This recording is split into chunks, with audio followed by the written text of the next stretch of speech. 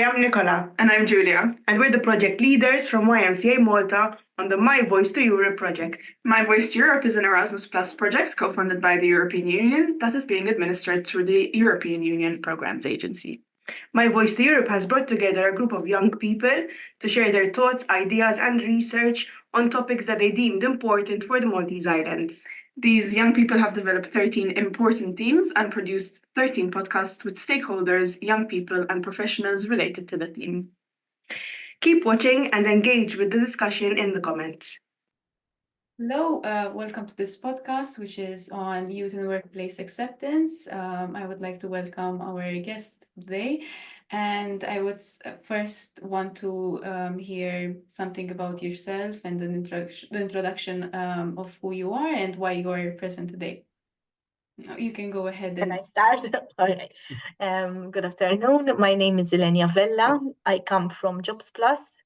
I've been working with Jobsplus for many years now and been managing the Job Seekers Advisory Unit for the past 9 years plus.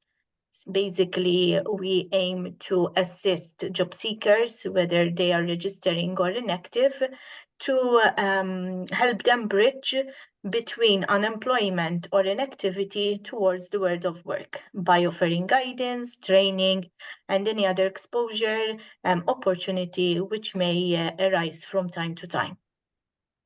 Thank you. Good afternoon. My name is Mary Grace, and I work as a compliance manager within the Department for Industrial and Employment Relations. I've been working there for the last 6 years, and basically our role is threefold because we are the regulator, legislator, and also basically we do like we are doing here today to build and raise awareness between all stakeholders, also employees and employers, about the rights and obligations at their place of work. Thank you. Good afternoon, I'm Kendrick Bondin. I'm a secretary at the General Workers Union. I take care of public service employees, public sector, and also health sector employees. I have been there for several years, more than 10 years now. Before I was secretary for the youths as well. And my role is to take care and assist employees who encounter different situations at work, regardless of their age. When I was in youth, I was taking care of people under the age of 35 and delivered several information sessions and educational classes for youths to know their rights at work. Thank you all for presenting yourself. Now we can move on to the second question, which is how would you define acceptance in the context of the modern world? Acceptance can be understood widely.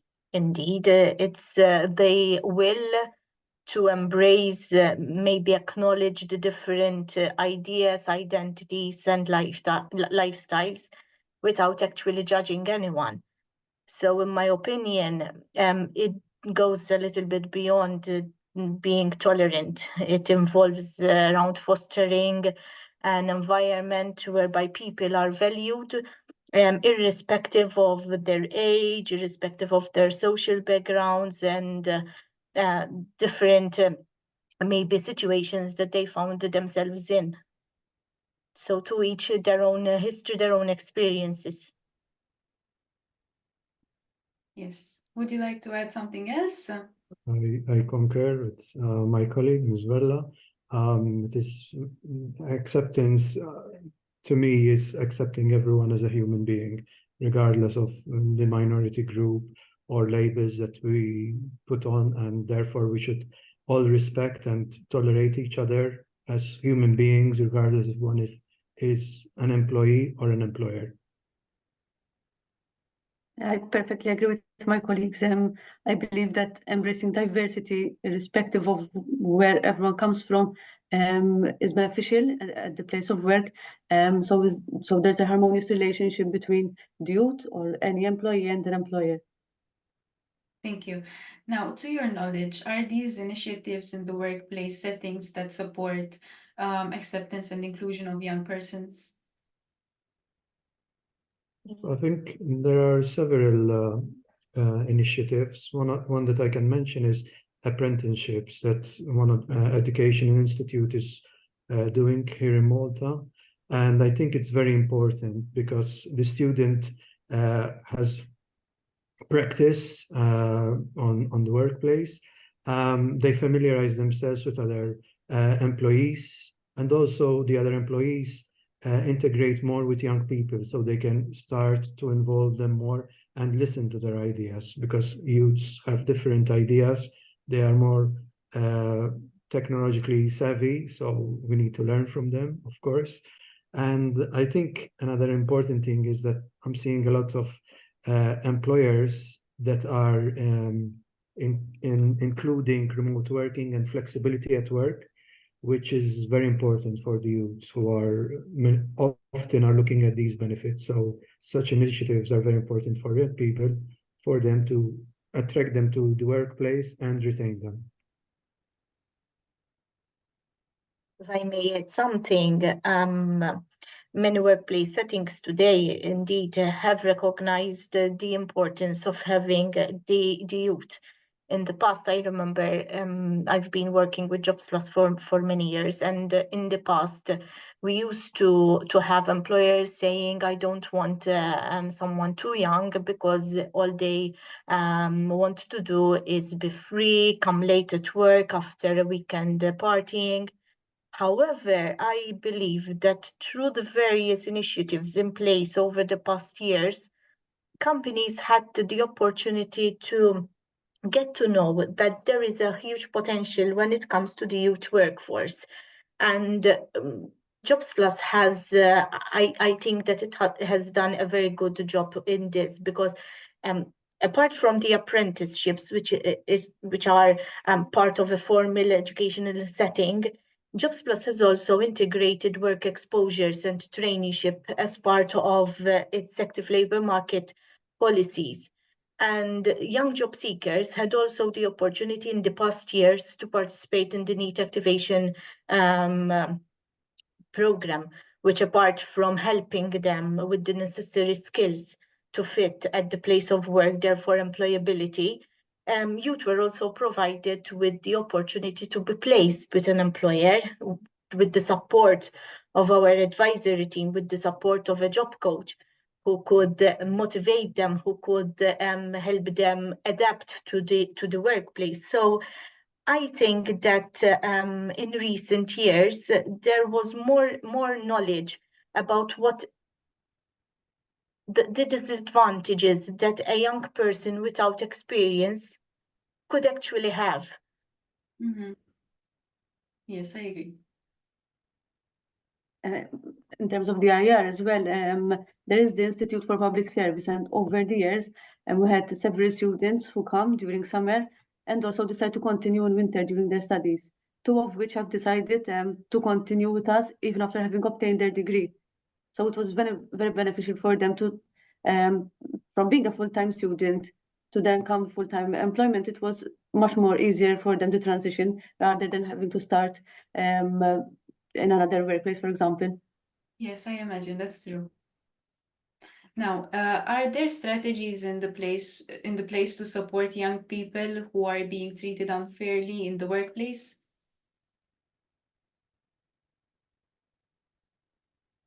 Whenever we encounter clients who are either in employment and maybe they complain that their employer is treating them unfairly, or else we have clients in front of us who have lost their job because of unfair dismissal, for example, we always refer to our colleagues at the DIER.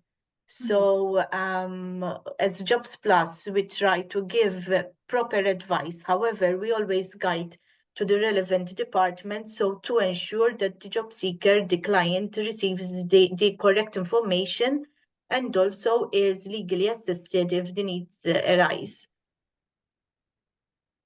Yes, to add to what Ylenia said, there is already a legislation in place, which is the Equal Treatment and Employment Regulations, which basically stipulates that an employee cannot be discriminated because of age, race, religion, anything. And we offer the service, yes, to all employees, that if they feel that they are being discriminated, they can file either a personal complaint with us, so the employee will have a personal file, or otherwise also report anonymously, in which we would not divulge any personal details with the employer. So we will conduct a generic investigation. All right. At the General Workers Union, we have a section dedicated to the youths, which listens to their concerns, and if they have an unfair treatment, our union will write and assist them. We also have legal counseling, which is free for them as well, to assist further the youth.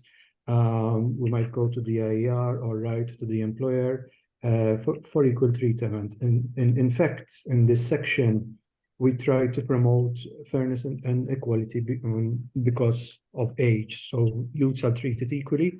And also we offer conferences, information sessions, and even training courses for youths to know about different skills that they need at work, other employment information that they may need. So to prepare them and know their rights, because at times we meet several youths that come to talk to us about a situation, and then we realize, listen, but this is illegal, for example, because they would not have the knowledge that such thing is illegal, and some of them might fall prey to abuse, because the abuse of them because of the lack of knowledge, because they are still young and don't have enough experience at the place of work, which is definitely unfair. And this section in our union tries to address this situation. All right. So in a way, you are saying that there should be more awareness about some illegal actions that can be done by the employer. Oh, definitely. As an awareness, I suggest, and I always encourage this in my discussions, because in our educational system, I've studied, I went to university and all, but something as simple as the rate of overtime, no one had taught me. Sure. I didn't know that overtime should be paid at 1.5 per hour, for example. I didn't know that public holidays were included as off days, or if you work, there are special rates in different sectors. So that's very concerning for me, because I learned a lot of theory about different subjects, but when I needed to practice them at the place of work, I had no idea whatsoever. And this, I see it still in the youth, and often it's really neglected. The employment rights and how an employee should be treated, and what are the duties of an employee as well. Like, listen, you have times as a full-timer, you should work 40 hours, so on and so forth. Or if you're part-time, you can establish in your contract. Be careful of what you're signing, for example, as well. That's another thing. I had met cases that they were working, their probation had passed, and their employer had got to know that they had some sort of an illness, and they gave them a promotion, put them on probation again. In the contract they had, this happened a couple of years. I mean, it was my first or second year that I was at the General Workers Union, and during probation they just fired them, because on their contract they didn't have that they could revert to their previous position. So they just fired them silently, because during probation one can fire you without any justification whatsoever, except in case of pregnancies, which you must prove that they are firing you because of pregnancy. Okay. Again, you must prove that. All right, thank you. Now, are there specific industries or sectors where policymakers should see a greater need for policies aimed at improving workplace acceptance for young professionals? I think in all sectors, to be honest, but especially in manufacturing, trades, where we are lacking in skills. This is the year of skills for EU. Still, I mean, I hope it's not just a campaign and nothing is done about it. A lot must be done about skills, because in such sectors, they are not attracting the youth. And it's unfortunate because in trades nowadays here in Malta, they're being paid well and very well, if I may add. And it's a shame that we are losing our youths. And some of them will tell you, oh, okay, I'll just go as a security officer. No offense, but if you have the capabilities and skills to do another trades, why just say, okay, I'll just sit there and do nothing and earn a living, when you Yes. can become an entrepreneur, you can be more, you know, you have the skills. Let's help our youth to thrive and expand in their skills. I agree. I totally agree with Kendrick. But to be honest, I think that when we deal with the youth cohort, I think that we need to have a holistic approach towards employment in general, but specifically to youth as well. We meet a lot of youth who are not willing to start working at entry levels. So it's across the board, basically. In my opinion, it's not, I agree totally with what Kendrick was mentioning, that certain sectors more than other. But we come across youth who think that because they have 2 A-levels, because they just graduated from university, their expectations are exorbitant, they are not realistic, and they expect extraordinary conditions, working conditions from employers. Now, being a graduate does not necessarily mean you are immediately a profession. Yes. A professional is a person who has acquired the necessary skills and competences to do the job. So if I want, and now when I speak about professionals, I'm not speaking about someone with a degree. I'm specifying someone who has the skill, who has the competence, has the experience, and I can rely 100% that the person will be doing a good job. But unfortunately, we are coming across a generation of youth who they do not want to do sacrifices. They think that with flip of fingers, they will get thousands of salaries at the end of the month without any effort whatsoever. I mean, I'm a graduate myself. I studied, I got my master's, but I got promoted as a manager years after I graduated. I got my degree, which means that if you want to do something, irrespective whether it's trade, whether it's more academic, more scholar, you need to start at an entry point. We try to explain this to our youth. If you have a degree in management, it does not make you a manager. Yes. It makes you academically prepared to know the theories, to know the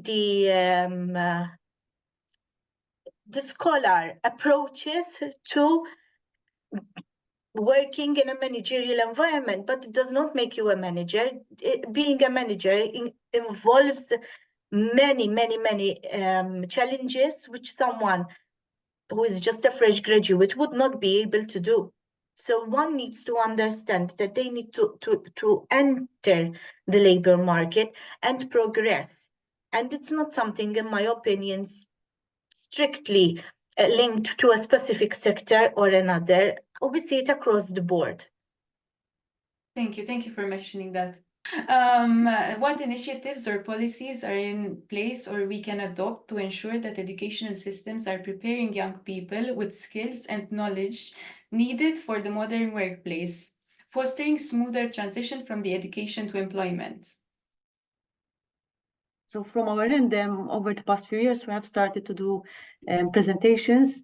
For example, in the last year of secondary school at ITS, MCAST, and also university, in which we give the students some detail about their employment rights and also obligations.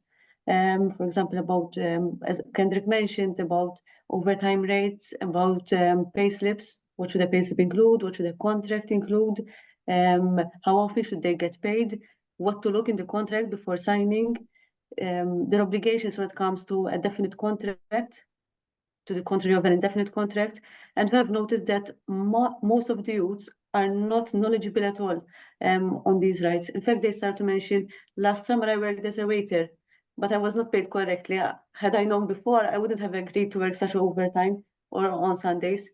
And we are trying as much as possible to go very frequently to these institutions to not only give them insights about their rights, but also to give them information about the department, also our email address, our contact numbers.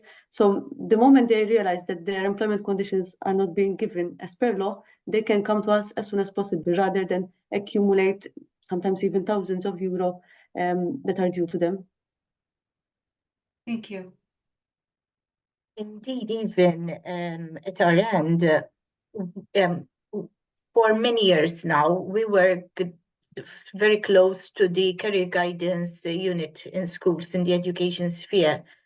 And we deliver a number of sessions to year 10 and year 11 students that would be Form 4, Form 5. And the aim of these sessions would be to bridge the world of school with the world of work. And sessions are normally carried out with the students with the aim not for them to stop their academic career, to stop studying, but to make them aware even if you do a summer job, you need to pay attention to certain things because it's very common for someone. For example, Kendrick was saying because he didn't know that he would be paid overtime after the 40 hours. I didn't know that I was entitled to a break.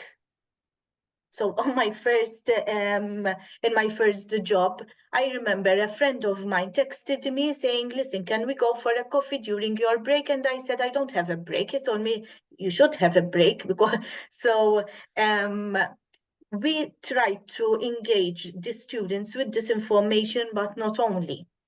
And we involve also the teachers, the career guidance with this information, because although they know these things, but we always try to update them and also keep them abreast on any developments that we ourselves are aware of, and also encourage them to have a link with the other departments, as I'm sure they already do. Thank you. I completely agree with my colleagues, and they said I was going to say such things as well, and well done to the DIER as well and Jobsplus for the work they are carrying out. Something else which I wanted to add is that it's important that we align the curriculum. We have many courses which cater about different subjects, but it might happen, let's say that some of the team's credits that one is studying for are not needed in the work sector. Absolutely not. So I really do believe that the educational institutions, the Ministry for Education, employers, unions, other stakeholders such as Jobsplus, DIER, need to communicate more so that the curriculum are actually aligned for what's needed in the country. And we shouldn't look at what's needed now, because students are studying for tomorrow. So we must prepare for tomorrow, because now it's too late. If we change the curricula for now, as in for someone who's finishing now, they can't learn everything in a year, for example, or a couple of months.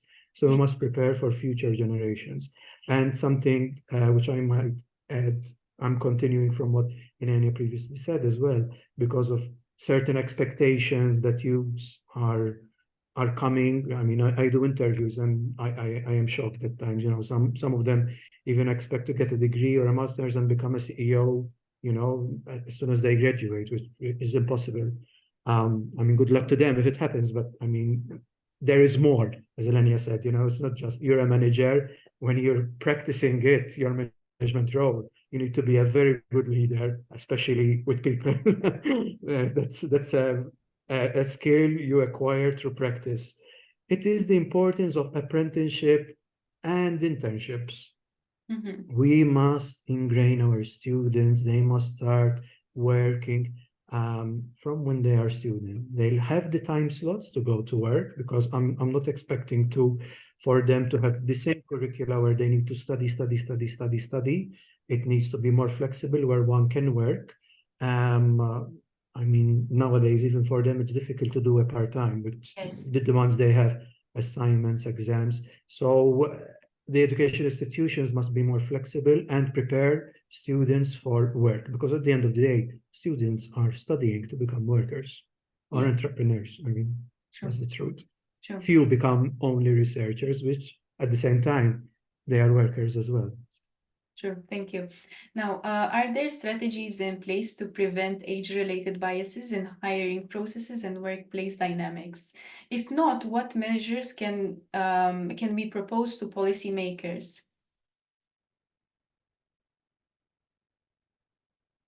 But We do have a Jobsplus. In fact, we do encourage employers to employ and consider disadvantaged groups. And when I say disadvantaged groups, it's a very wide definition.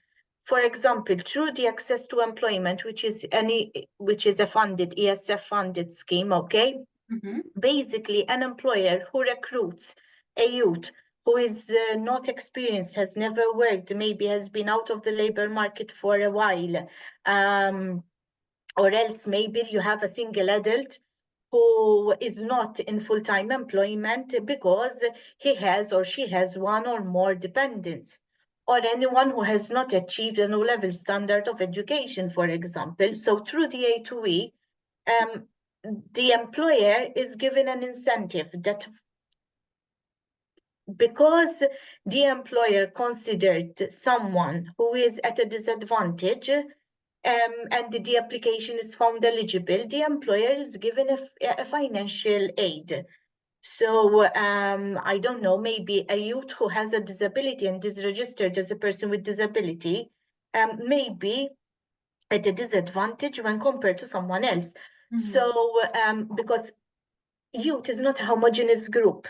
Youth is as any other target group.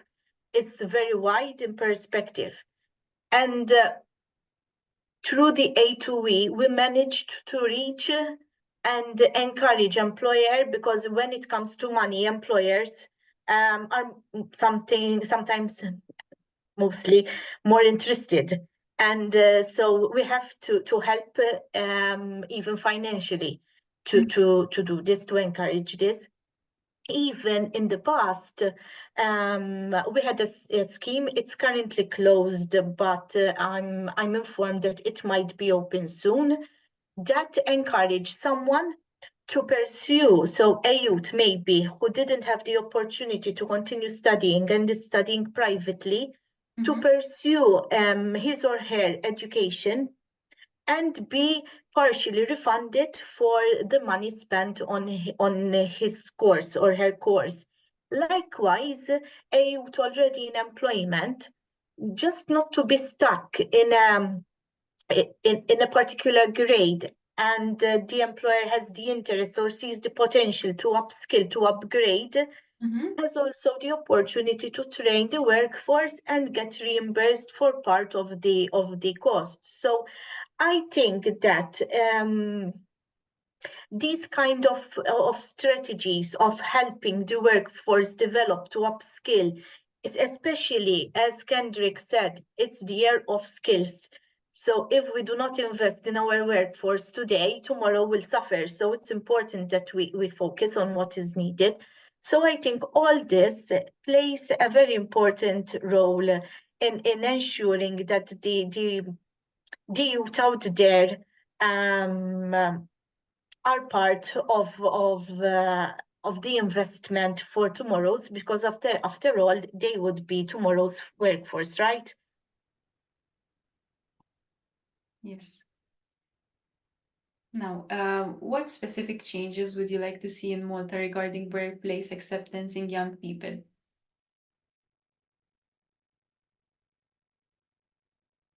I think the take-up of these initiatives that Ylenia spoke about, Jobsplus, they are very encouraging, and as she said, they are refunded for some of the expenses. More equality policies at work, which are truly implemented, that they have youth representatives at work, so they can foster more youth activities, for example. So at least you'll have youths that they can speak up and they are involved when planning is happening at work. They have a voice because at the end of the day, they are users as well of the systems. So, and they have good ideas because, as I've said before, they are technologically savvy, so they can promote very efficient technological work and digitalization, which in turn will probably help for green initiatives as well. So, because youth are very green aware as well. So I think it is very important that we involve the youths, because youths bring new energy at workplaces. I've noticed this, new ideas, new energy, and it motivates the workplace. It's very important to have a heterogeneous community organization at the workplaces where diversity is celebrated, and youths are a big catalyst in this, for sure. I perfectly agree also with Kendrick. I believe that more schemes are required to facilitate the transition from student life to employment life.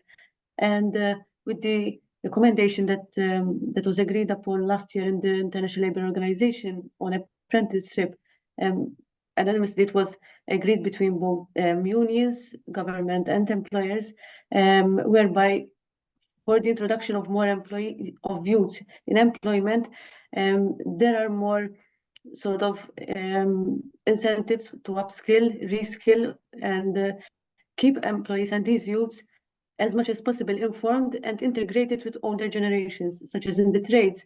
You don't get the skill from school only, but you have to get on-hands experience in your work. So through this recommendation, it was suggested that youths are encouraged by their employers to follow the lead of older generations. So it will be much more easier for them to get integrated at the place of work and also to gain more knowledge on what they have already learned from their studies. Thank you. Now, how can Malta learn from? If I may, Patricia, I think that it's up to us, even as employers now, to do a change. So, okay, we're representing an entity, we're speaking about what we would like to see, but I think it all starts with us as well. So if I have a team of employees, I do not discourage someone from applying for a promotion or for doing professional development or expecting someone to do something because of age, gender, or social background. For example, just a small example, we still expect that the female gender is the main caregiver as a society in general. It's up to us also as an employer, as mentors to our team, to our younger team, to instill the value. Listen, if you're in a relationship, whether you have children or not, but we need to discuss this openly with our team, with our employees. If you are in a relationship, it's a 50-50 relationship. So you cannot always say, listen, and this is something which we speak about to our clients as well. Just because you are a woman, it does not, and you are a young woman who maybe is childbearing, it does not mean that the responsibility is only on you as the mother.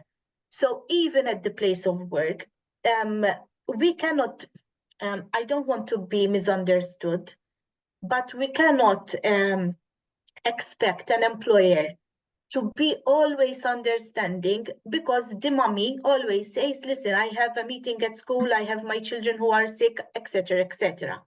So today we have a number of youth parents, because obviously the youth age, according to the EU, is 30 and less, So we have to instill this idea. Listen, if I'm an employer and one of my male youth parents asks me for family-friendly measures, I need to treat him with the same idea, with the same perspective as if I have a female in front of me. We need to break the stereotype that this all involves, because if we don't start it from our end, we are the persons who make up society, and change has to start from us first.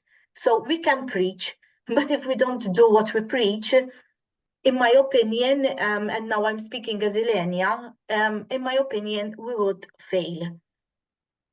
Yes. Thank you for adding that, and I completely agree. I agree that we are the change and we can bring change to the society, because we are currently members of the society, and we can actually bring change. Now, if anyone would like to add something, please go ahead. All right, so I will move to the next question, which is how can Malta learn from the experience of other European countries to create a more inclusive and supportive environment when it comes to employment?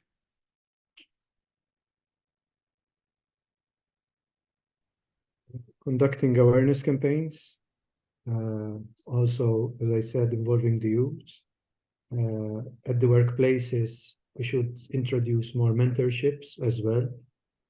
So us as adults, we can mentor the youths to have that practice and understand the places of work.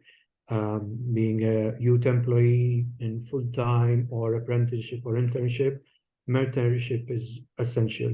At the General Workers Union, I had started this, it's still continuing, and it's a very good initiative. We're seeing apprenticeships coming in, working with us, and they continue, develop, they get their degrees, go to other workplaces. And nowadays I sit with them to do a collective agreement, they're in HR and all. It's very encouraging to see them progress like this. And this is rewarding. And this, one can learn it through experience of what we are doing already in Malta, because things are being done, and what other countries are doing as well. And also by listening, the awareness campaign should be about listening to the youths, what the youths want. It's not always what the adults think that the youths, how they should be. And at the same time, for the youths to be informed that, listen, you need to learn, go get your formal education, but you also need your skills, your practice, and you need to live in an organization to know how to progress, career progression, what to expect, and all. I perfectly agree with Kendrick. Us as a department as well, whenever there is a newcomer, we assign a mentor so he can guide the new employee to get more accustomed with our operations, but also with the law.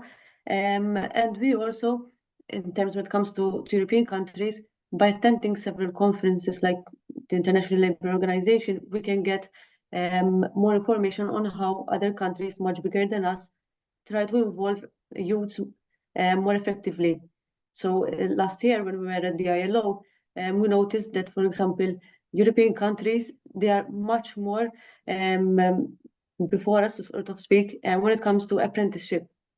So we can take those ideas and put them, adopt them in Malta for the benefit of youth. So we must always include them as much as possible. As Kendrick said, it doesn't make sense to rely solely on what adults think, because at the end of the day, it's the youth.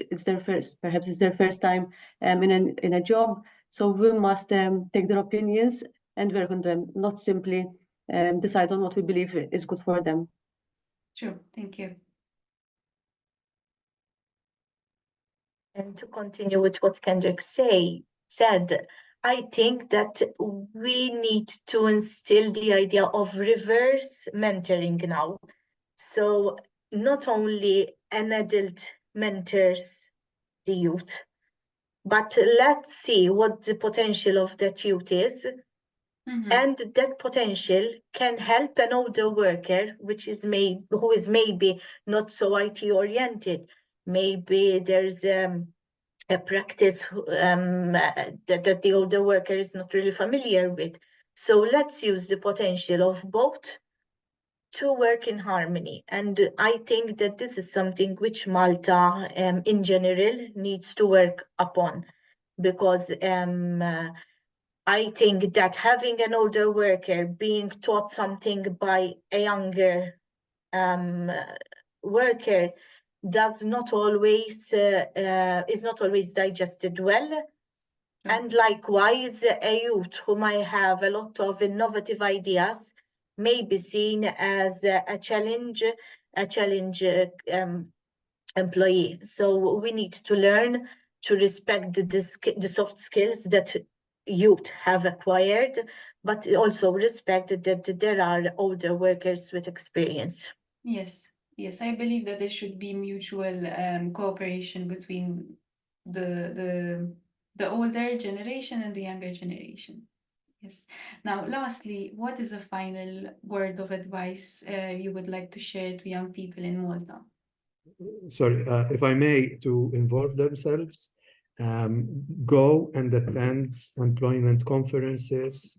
If there is a stand of the DIER, Jobsplus, Union, whatever, go get the flyers, read, or access their website, or just follow on Facebook, social media, because these organizations posts regularly different information, and you just see a post and like, oh, overtime, the break, for example, and you'll be like, oh, okay, I didn't know this, and social media does get through this communication and all, and also to enroll with unions. So if in need, they know they can seek information, they can ask, and also they can involve themselves, because unions need to change, need to listen to the youths, and it's very important that the youths are there. So unions continue, because workers need to have a right, and policies will keep on changing.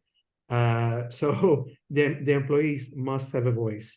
Yes. And if we continue like this, where we have many 50-year-old men in unions, the youths will not be listened to. So youths, involve yourselves and be in unions, so you have your voice and your representatives at the end of the day. Thank you. I advise them to be informed on their rights and obligations. Sometimes we see that they are reluctant even to attend to our presentations, and they only come because their lecturers oblige them to come. So I advise them basically to do their part, get as much information as possible. However, whenever they notice that they are being treated unfairly, to never be afraid to seek assistance, or to reach us and basically seek assistance from us, and we try definitely to help them as much as possible. Thank you. And from my end, I advise youth to be active, not passive. Go out from your homes, forget for a few hours a day the gadgets, the mobile phones, the tablets, internet, social media, because as much as important social media has become in our life, it's portraying a very, very, very wrong reality of what's out there. You don't get paid by advertising a product. You get paid because you work hard. So with no offense to whoever does this job, but behind this job is a lot of skill, of content creating, of researching, etc. So it's not as easy as it looks. There is a lot of hard work. So social media is depicting the labor market, is depicting the social situations in such a blurred way that I think that the youth today, the Gen Z, or whatever they are called, the millennials, maybe I am a millennial, I think, the reality is distorted in their minds. So go out, traditionally speak to your friends, communicate with other people, get the knowledge, get the connections, network, and you will succeed, because being passive at home will not do any miracles. Thank you. Thank you very much. Thank you for watching our podcast. We hope you found it fruitful. So, what are we going to do with these podcasts? On the 11th of May at the Valletta Design Cluster, our young people will be sharing the results of these podcasts and the research around the project to our guests, which will include MEPs and MEP candidates of the upcoming election. Join us on the 11th of May at the Valletta Design Cluster by registering through the link on this post or by contacting us on info@ymcamalta.org. See you there.